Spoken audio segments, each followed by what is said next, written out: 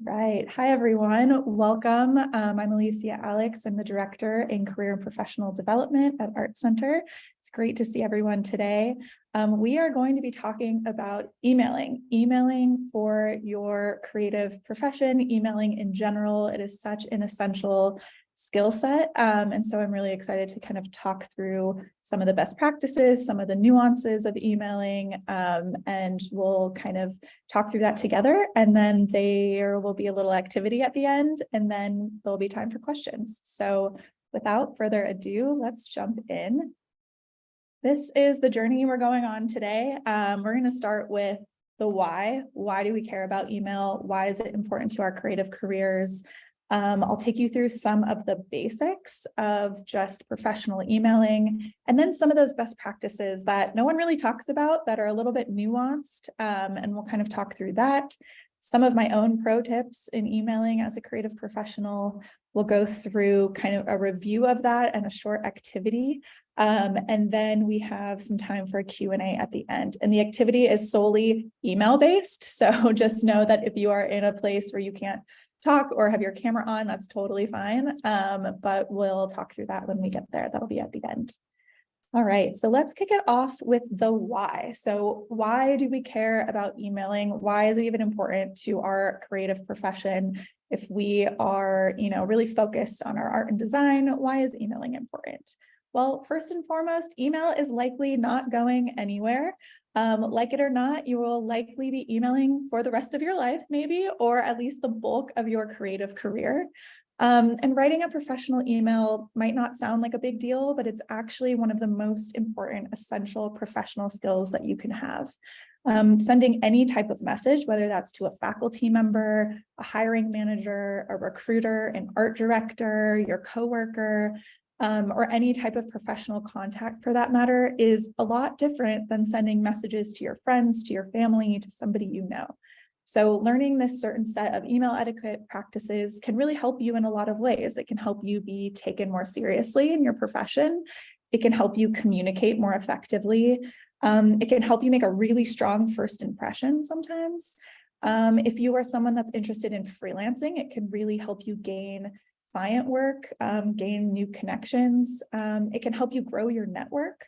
And there's really so much more to that. Emailing is kind of can help you across the board.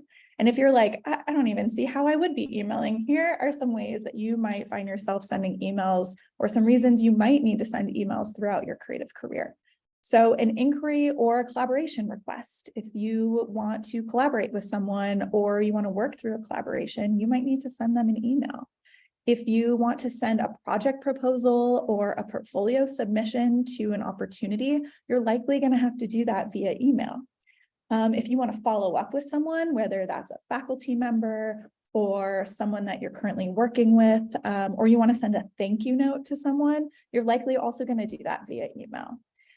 Email is also great for networking, for reaching out to creative professionals, for informational interview requests, for kind of building your network in that way. Oftentimes that first point of contact happens during email. Feedback requests, maybe you had a portfolio review or an interview and you kind of would like some feedback on that. Sometimes you reach out via email.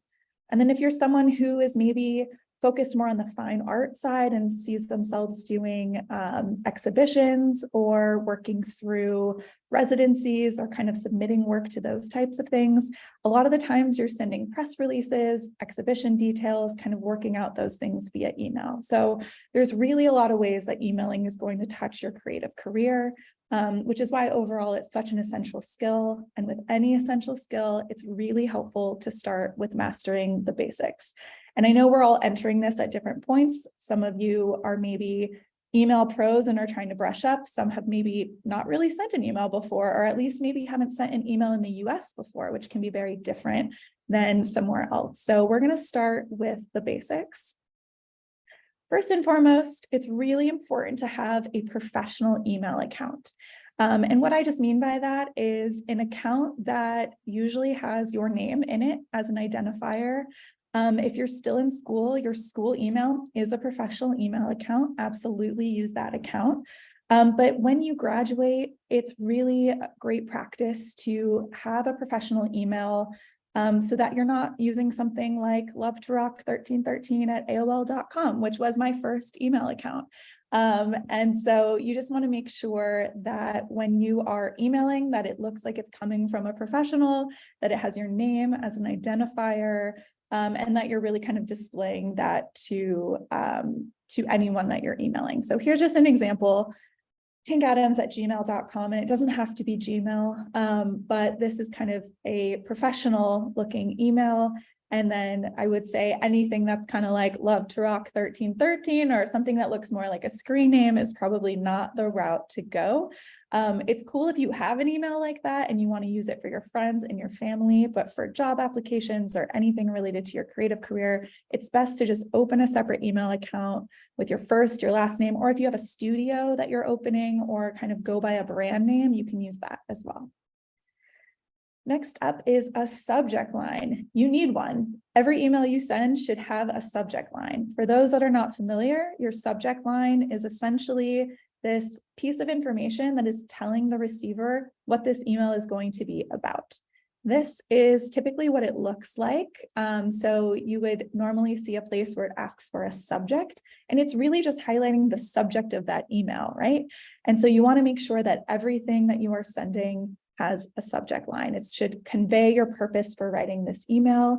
It could be as simple as thank you or request for recommendation, but overall, you just want to make sure that you are being really clear about what it is you're emailing about and that you are also being polite. So here's an example. This is a good way to request for recommendation, but if you say something like need recommendation ASAP, that kind of sets a different type of subject tone. So you just kind of want to be mindful of your subject line, and we'll talk a little bit more about tone and context in that towards the end.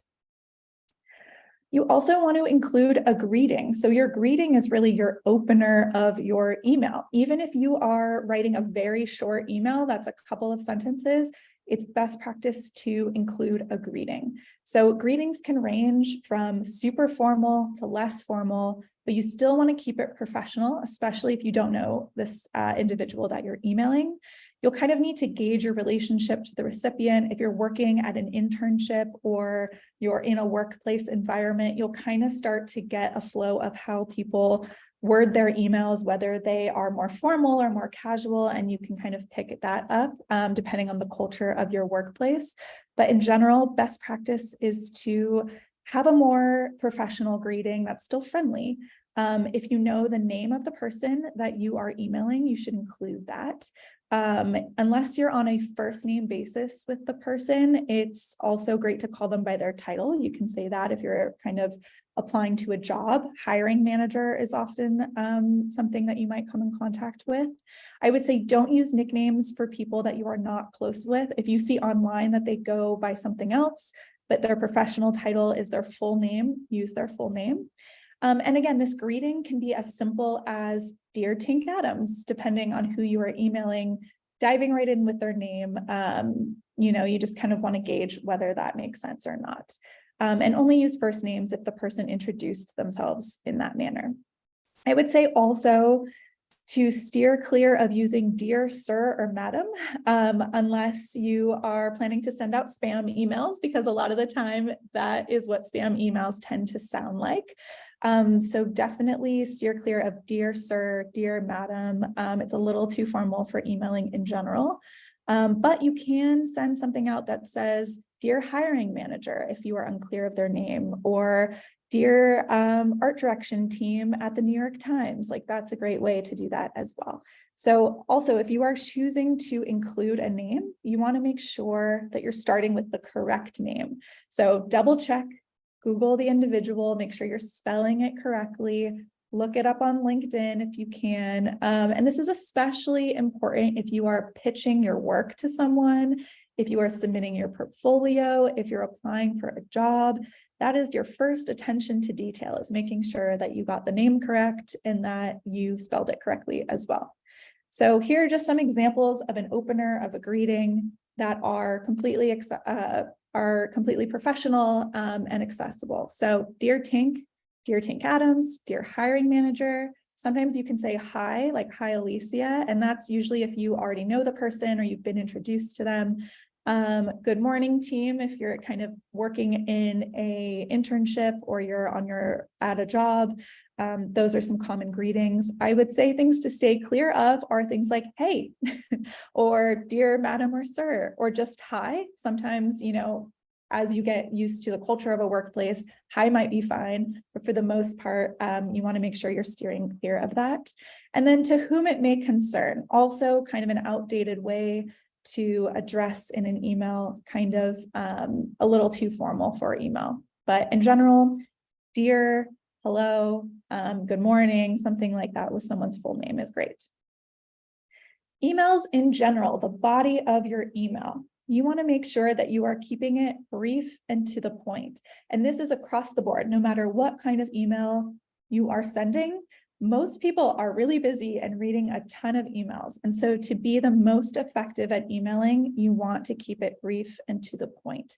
If your email is too long-winded, chances are it might get skipped right over. And that's even especially important if you are pitching your work, if you are submitting to an opportunity, if you are trying to collaborate on a project, anything like that. You just want to make sure you're brief and to the point, especially also if you're reaching out and asking someone for an informational interview or to mentor you or to meet up for coffee or something like that.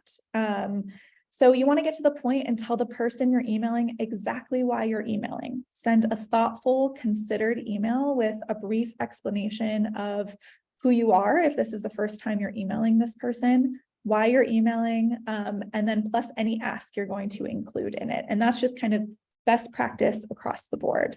If you're emailing to apply for a job, include why the company might benefit from hiring that from you.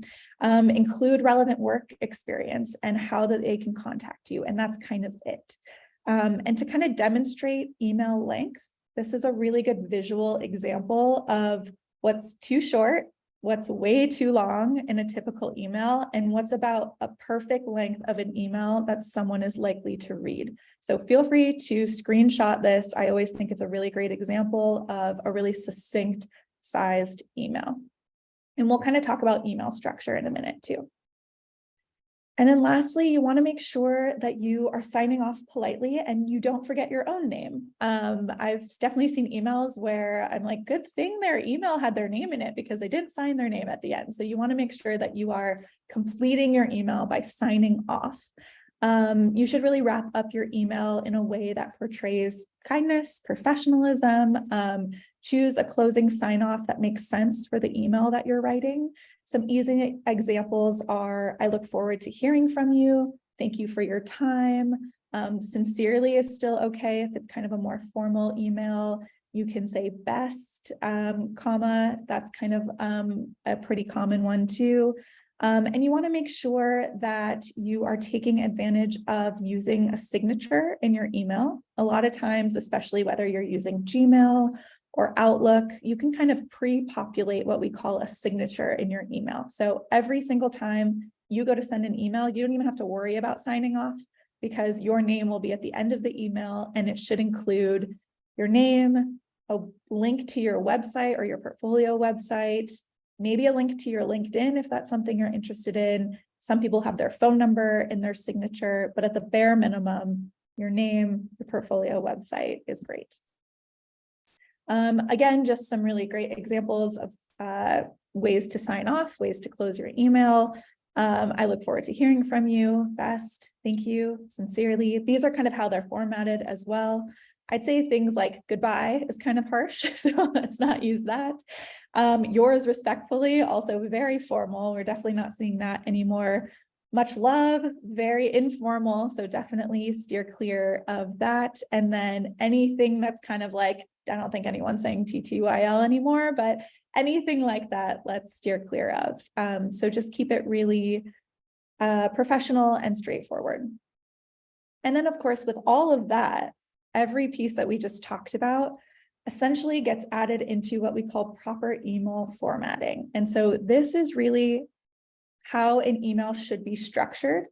And so of course, you're going to see, who you're sending it to. You're going to enter their email. You're going to see the subject line up here. And that's that piece where you get to say, what is this email about? What's the subject of your email? And again, we're going to be really clear and to the point. Your greeting or your phrase. So again, how are you addressing the person in this email? And then again, this is the perfect size, like a 3-paragraph email where you're going to have an opening line of kind of either introducing yourself if this is a brand new email that you're sending out. The body of your email is really your ask and kind of what you're looking for, your closing line, and then you're going to have a sign off, which is really, I look forward to hearing from you, all my best, any kind of closing sign off that you are interested in. And then this is where your signature comes in at the end. And hopefully that's auto-populated. I highly recommend doing that. And here's what that kind of looks like in practice. And sorry, this is looking a little blurry, but this is typically what a really good sized email looks like. So again, really clear subject line, UX research contract opportunity. We know exactly why this person is emailing us. Salutation or greeting, you can say hello Amal, that's great, or dear hiring manager, that's great too. This really shows kind of an introduction here a little bit. So I'm reaching out because I'm managing an application redesign project, kind of shows why are you emailing this person? Who are you? Why are you emailing them? The body kind of explaining more about what they're looking for. And then a closing where this one is a little bit longer, where it kind of closes the whole email that they're sending. Please let me know if you're interested in this project and we can set up a time to discuss. I look forward to hearing from you. So again, that closing and then this signature. What's really important about this format as well is you'll notice all of the capitalization. So you want to make sure that you are capitalizing, that you're formatting it kind of paragraph style, that you're just using regular black text, a font that's really easy to read. A lot of the time emails have default fonts. A lot of the time Arial is in there or Helvetica or something that you're familiar with. You just kind of want to make sure that it's easy to read, that it's in a font size that's easy to read. 12 is a great place to start with your 12 font size there. So just make sure that it kind of looks organized and clear and is legible. That's kind of best practice there. Now, those are kind of baseline, basic best practices, but let's talk about some email etiquette best practices. Some of those unspoken practices of emailing that are really important to know in order to send those effective professional emails. So again, first and foremost, I'd say introduce yourself. I think we overlook this sometimes, but especially if you are cold emailing, and by cold emailing, it just means like you've never talked to this person ever. You found their contact information. You're either wanting to pitch your work or introduce yourself or ask for a portfolio review maybe, or ask for an informational interview. It's really important that you are introducing yourself to this person so that they have some context about who you are and why you're emailing them. So here's a really good example. This is an example that's mostly when you're reaching out to kind of pitch your work, let's say. And again, while it's tempting to just go straight into the question or the concern on your mind, it's just important to take a minute to remind the person why you want to connect with them and why you're writing. So, dear human person, hello, I'm Alicia Alex, a freelance illustrator based in Los Angeles, and I received your contact info at, let's say I was at a conference or at Art Center in a class. I wanted to send my portfolio for consideration for any possible design work that I might be a fit for at, let's say, New York Times. I'd love to work with you because, and this is where you're really going to explain why, and explain your passion and what you admire about the company. That is a perfect, succinct intro. And then you would go on to link your work. You can also say something like, you know, I'm a sophomore entertainment design major in your Tuesday morning course, and I was also in this course last year. I'm reaching out to inquire about any mentors you might know that would be interested in mentoring me. So again, you just want to make sure that you are starting with an introduction and some context to who you are. So I think that's something that we don't talk about enough, is just introduce yourself. Now, responding promptly and respecting deadlines. So I always get asked the question, like, how long do I have to respond to an email? What is the normal response rate? What about something that's really deadline focused?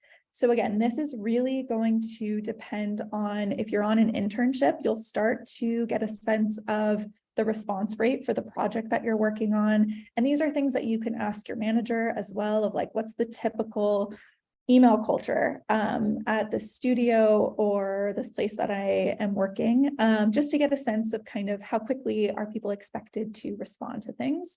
But in general, I would say best practice for kind of a professional creative working environment is to respond within 24 hours. Now, sometimes you might need longer than that because you need to get an answer to something, or you might not have the answer, or you're kind of working on something and need to send it at a later date. Something that you can do that really helps this process is to just respond and let the person know that you received the email and that you'll follow up with the correct information once you have it. That is a totally acceptable way to do that. I would say in general too, if it is not a priority email, if it's not a current project you're working on, if it is maybe someone that emailed you an inquiry and you've never met them before, I would say anywhere from 24 hours to like 2 days is acceptable before it starts feeling like you've ignored this email. So you kind of just want to gauge what is the culture of emailing in the environment that you're in. But in general, I would say 24 hours is kind of an expected response. And again, you can kind of send those quick emails like, I'll get back to you as soon as I can, or I'll get back to you, once I have this information. That's totally fine. I think it's great to check in with people.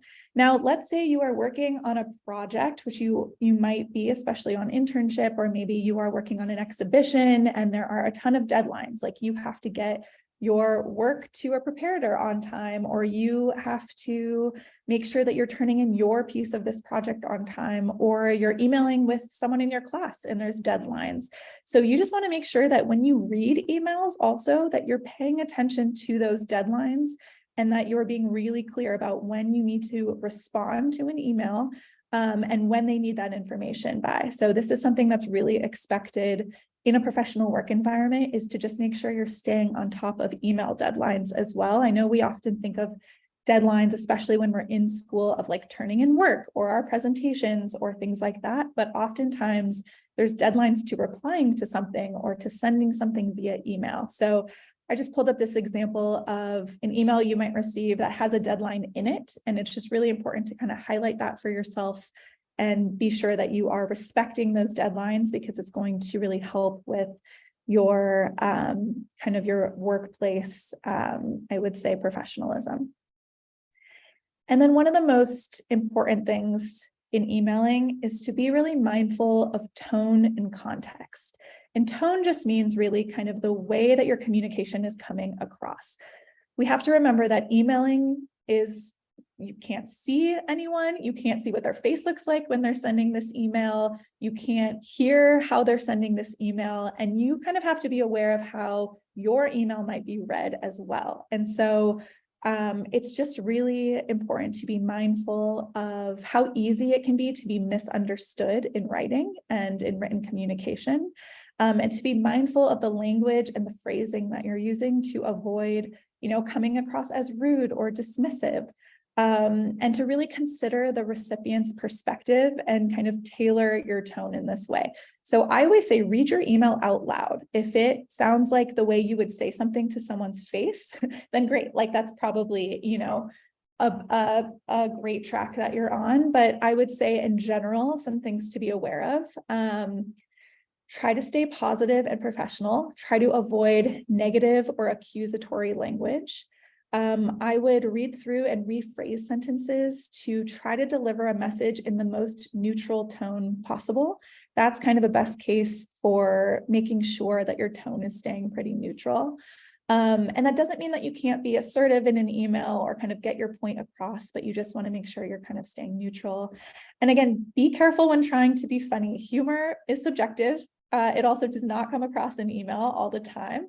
And so you just want to remember that, again, email is completely void of body language, nonverbal cues, of tone. And so if you are going to make a joke, just make sure that you are very familiar with this person, that you know how this is going to land. But I would say just stay away from that in general, especially in a professional setting.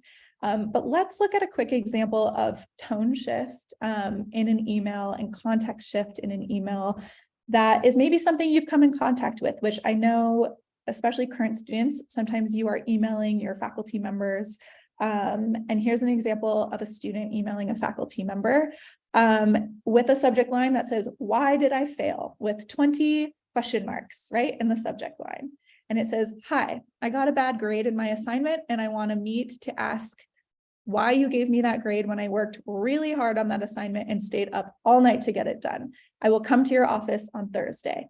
This might be exactly what you're thinking, right? You're like, this feels direct. This is exactly how I want to get my point across. This is maybe what I would say in person. But if you heard how I just read that, that's how it's going to come across to that person. It's going to be a little bit aggressive.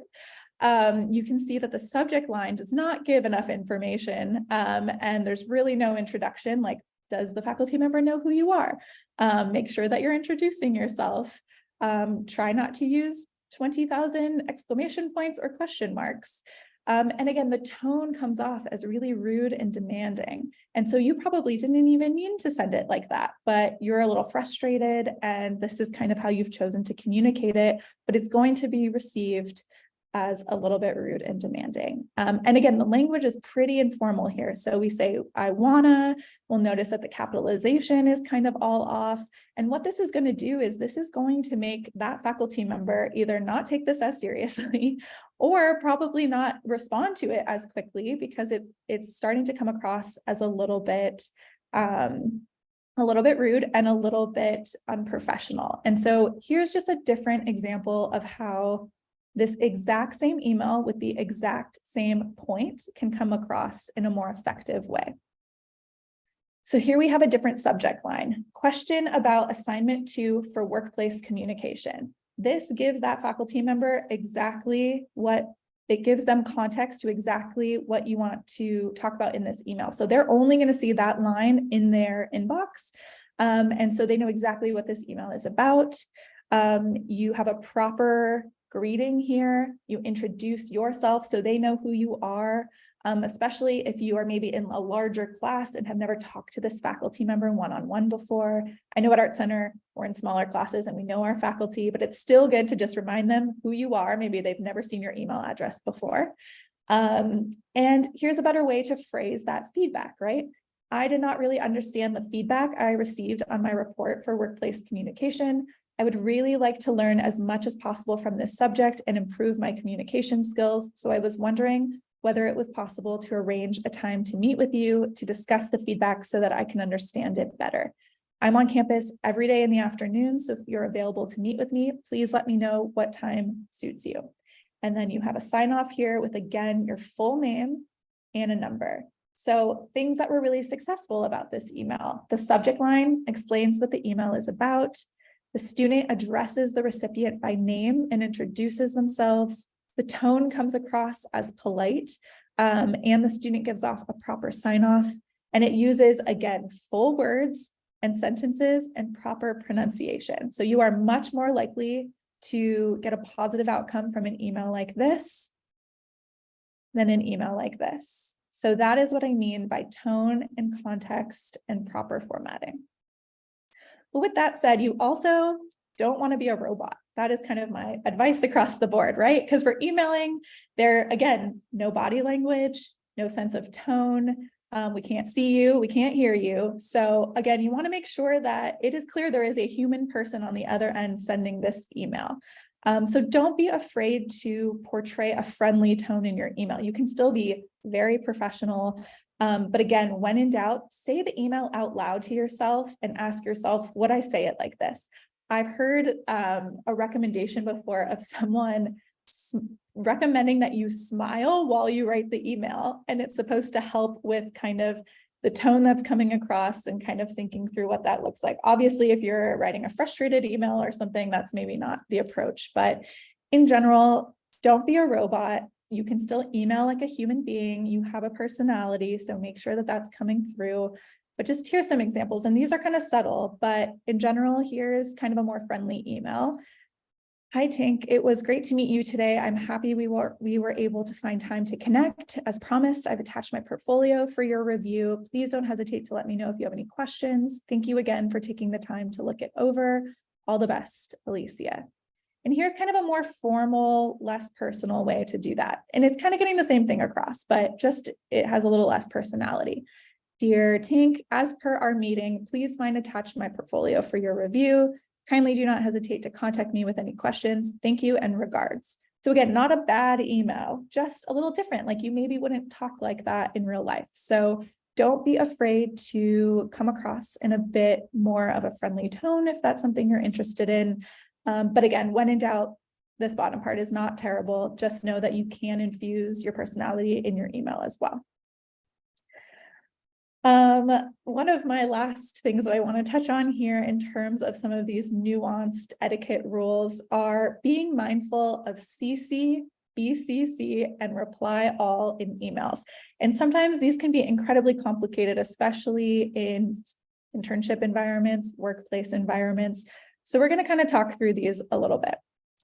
So CCing, if you are not familiar, this really just stands for carbon copy. So when you CC someone on an email, it means that you're including them as an additional recipient of this email. You are adding them onto the email so that they also see the email. You're copying them onto the email. You can also often be copied onto an email yourself. And really the reason that CC exists is it's a way to keep others in the loop and make sure that they're aware of the conversation. So you just want to make sure and to remember to be mindful of who you're CCing if you are the person writing the email, and make sure their involvement is necessary or even relevant to the email. It's not a good idea to just CC random people into emails. You want to make sure that it makes sense for this, right? And an example of when you might do this is, let's say you want to register your internship for credit and you email our office to ask us how to do that. And you've also had a conversation with your department chair and you want to make sure that they know that you've reached out to our department and you told them you're going to copy them on this email. So you would email our office and you would CC your department chair to that email. That's a really good example of how the department chair doesn't need to respond to anything. They're just there to see the email and be kept in the loop. So you just want to make sure you're being pretty aware of who you're CCing, why you're CC'd, so that you don't clutter people's inboxes or confuse them with too many unnecessary details.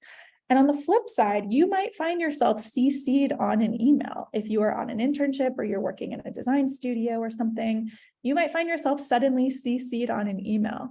Just know that typically if you are CC'd, you are not expected to respond to that email unless you're called out in the email to add your thoughts or respond. Typically, you're just on that email so that you read it and you have insight into what is going on. And again, this can change depending on what the culture is like in any given work environment. But in general, just know that CCing is just copying someone onto the email. Now, similarly, BCCing stands for blind carbon copy. So you're blind copying someone onto this email. It is like CCing, but with a bit of a twist. So when you BCC someone, they receive that email, but their email address is hidden from everyone else in the email. And so it's kind of a handy feature when you might want to protect someone's privacy or send a mass email without everybody receiving everyone else's email address. And so oftentimes when I send an email out from our office to all of our students, all of you are BCC'd on this email. So that way, none of you are seeing that there is 2,000 people on this email, right? Because that would be a lot of people to show up on this email. So you've all been BCC'd to this email. And that way, when you go to reply to the email, you're just replying to me and there's no one else on the email. But with BCCs, you want to make sure you're using it wisely and you let people know who else is involved to maintain transparency and trust. Again, this is going to be kind of a workplace culture thing. Again, you sometimes don't want to BCC random people into an email because you want to make sure that you are staying true to the purpose of why you are BCCing someone in. So for instance, recently I sent an email to a project I was working on to a vendor, let's say, to a designer, And I just wanted my boss to be aware that this was happening, but they don't need to be on the email and their email doesn't need to be on the email. So I just BCC'd them so that they were hidden, but that they got to see what was happening in the email. So just know that that's what blind carbon copy is. It's not the most common function, but you will find a need for it at some point in your career. Now let's talk about reply all. The reply all button can be a little contentious.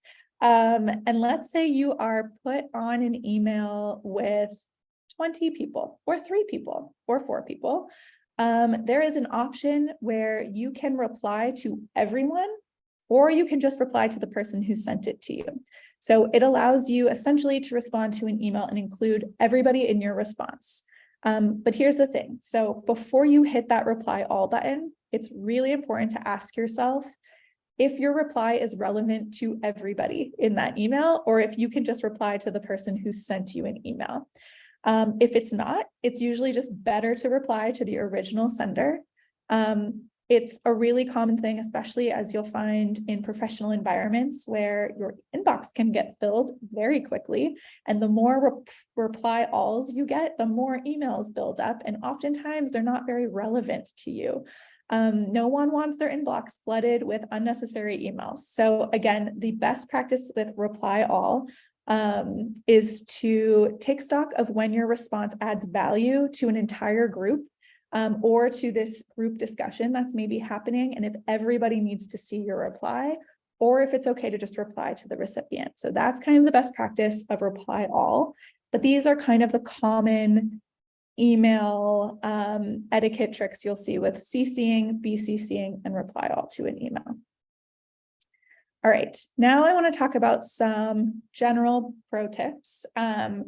Keep your email appearance simple and easy to read. I know we're artists, we're designers, we want things to look creative and fun and awesome, but email is the one place where I would say simple, easy to read is better.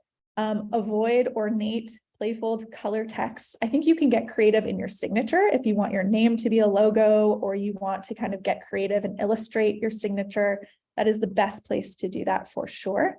But I would say in general, avoid overusing bolds and different colors and underlining. I would say just really be as intentional as you can with that formatting. And then I would also say in terms of using emojis in your professional email, best to kind of steer clear of that. You, again, will get the sense of your workplace culture. But in general, I'd say those can be misinterpreted in many different ways as well. And so you want to make sure you're leaving emojis out of the picture. Send your family and friends the emoji emails, but leave those off. That's kind of best case. And then try not to write in all caps. Do not all caps your letters. I think that often is a place where we maybe think that it sounds fine, or we're trying to get a point across, but that is a place where it can come across as maybe you're like very excited and want it to come across as that. It usually comes across as you're yelling. So unless this is kind of the vibe of the email, it's going to sound like you are yelling in the email. So best practice, don't all caps your email. In general, just kind of keep it simple and be mindful of your appearance in the email, and just make sure it's easy to read. Don't use acronyms like LOL, thanks, gotta go, bye. Just kind of steer clear of that. Write out full words, write out full sentences. Don't use slang. Again, unless you have a workplace buddy and you're going back and forth and that's kind of the culture of that, fine. But again, use that on Slack, use that with your friends and family. But I'd say in professional emails, try to keep it really straightforward and professional in that way. Another thing that I think gets overlooked a lot, especially in creative profession emails, is do not attach massive files. And this is really important when you are submitting your portfolio or linking your work to something, or attaching a PDF of your portfolio to someone you've never met before. Don't attach massive files. Don't make it hard for someone to download your work, because oftentimes they won't. Or sometimes their email servers won't accept your large file and they'll never see it. So in general, do not attach massive files. It's better to just link to a portfolio website or a Behance or an ArtStation. but try not to attach those big files. And again, I know we talked about this before, but definitely utilize the signature feature. I think, especially as artists and designers, you can get really creative in that signature feature, and almost every single email platform allows you to customize this. And so I would say, just baseline, have your name, your first and last name. Again, you can link your portfolio website, which is going to be really important. You can have your phone number on there. I would leave anything out like an address or anything too personal in that way. But you can also put your title if you're a creative director or an illustrator or a freelance graphic designer. You could put that under your name as well. But again, this is where you can add artwork, you can add a graphic, and it will show up in every single email you send. So it's a really great branding tool. So highly recommend that you use that. And then really important is you want to proofread your emails like any other professional piece of information that you would send out, whether it's a resume or portfolio website or just portfolio. You want to make sure that you check it for grammar, you check it for spelling. Most email platforms will have spell check in there, so just make sure you're kind of looking at that. But again, you just want to make sure that you're making it really easy for someone to read and to interpret exactly what you're saying. So double check and proofread your email. And then I want to take a quick second to talk about following up, which is another question I get all the time. So one of those reasons that you might be emailing is to, again, submit your portfolio to something or an opportunity, to reach out to someone to ask for an informational interview. Anytime you're kind of cold outreaching someone and you don't hear a response, I often get the question like, when can I follow up? When's an appropriate time to follow up? When is too much? So first and foremost, I just want to say, don't be offended if someone doesn't get back to you, especially if they were someone you've never met before and it was a cold email. Just know that oftentimes they are going through a ton of emails, especially if you are submitting your portfolio to something or it's a recruiter. Oftentimes they don't have the bandwidth to reply to every single email. But if you don't hear back, it is okay to follow up. There's just kind of some best practices in doing that. And so I would say if this is someone you don't know, that you've never met and you have not had a prior conversation with, it's a completely cold outreach. Don't follow up more than twice. If you followed up once and you don't hear back, and then you give it some time and you follow up again and you don't hear back, let it be. I'd say 6 months could go by. You could send them a different email, then you can try to connect with them in a different way. But in general, 2 follow-ups usually means they either really don't have the bandwidth to respond, and that's okay. But in general, you can follow up. I would give it, for a working professional or someone where it's not a deadline-based situation, give it a week. See if they'll follow up in a week. Sometimes when it's a cold outreach, it's lower priority for them and they're kind of sifting through other things. So I would say 3 days to a week for follow-up, and then give it another 3 days to a week for a second follow-up, and then kind of let it be after that. But here's just some examples, and we have these linked on our website as well. So let's say this was your first outreach email, right? You're nice to meet you. I met you in person and I want to follow up. I enjoyed meeting you, let's say at Art Center's event on May 23rd. It was really helpful to hear about your experience. Maybe you went to a career chat and you met this person.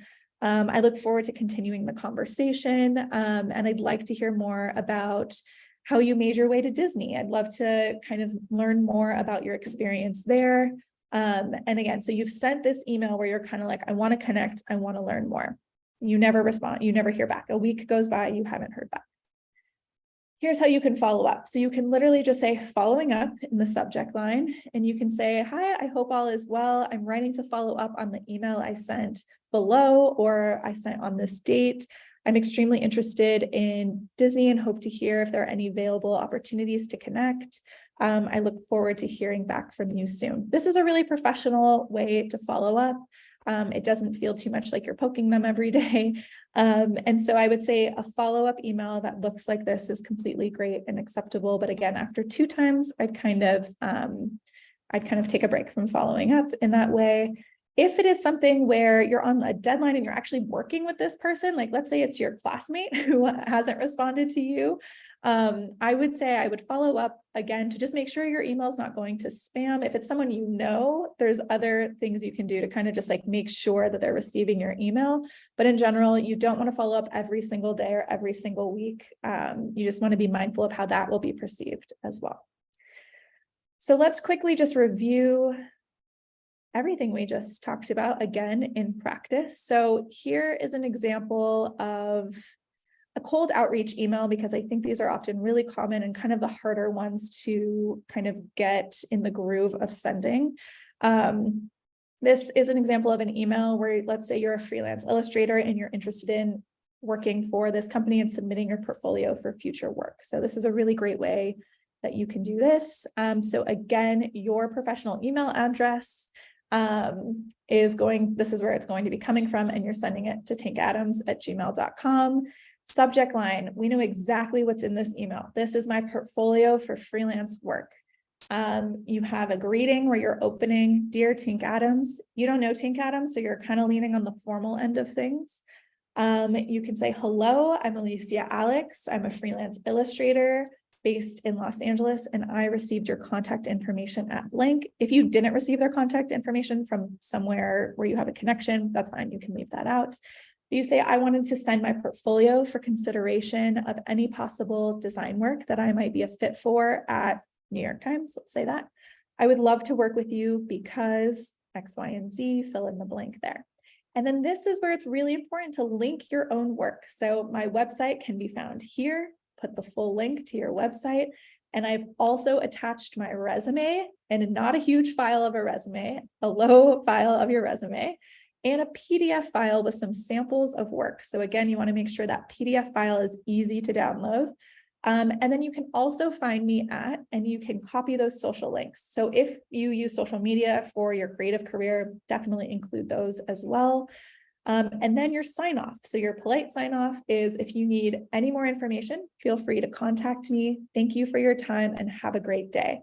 So again, we've got the links to work, we've got a polite sign off, and then this is that signature down here. So you would have your name, your title, kind of, let's say freelance illustrator. You could put your link to your portfolio down there again, and maybe your phone number if that's how you want people to contact you. Again, you'll notice that this kind of had some personality behind it, right? It did not sound like a robot wrote it. It did not sound like it was auto-generated. Like, it sounded like a human coming through. It was really straightforward. This is not a long email. I did not go into a ton of detail about like all the work I've done. I have kind of done top level about what I do and what I'm interested in doing.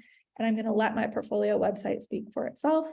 And link it there as well. So again, this is a really effective email where someone is going to browse through this pretty quickly, be able to get the gist, and will go to your website. If, let's say, they didn't get to your website until way down here, they might have stopped reading before then. People are really browsing pretty quickly through their emails. So this, again, really good example of all the best practices we just talked about. Now, it is your turn to practice. This is completely up to you if you want to do this or not, but I wanted to give this group an opportunity to practice emailing and get some feedback from me. So what I will say is, pick a prompt. I've kind of given some sample prompts down below, but if you are currently wanting to email about something or have something that kind of came up in real life and want to practice sending that email and want some feedback on it, use your own prompt.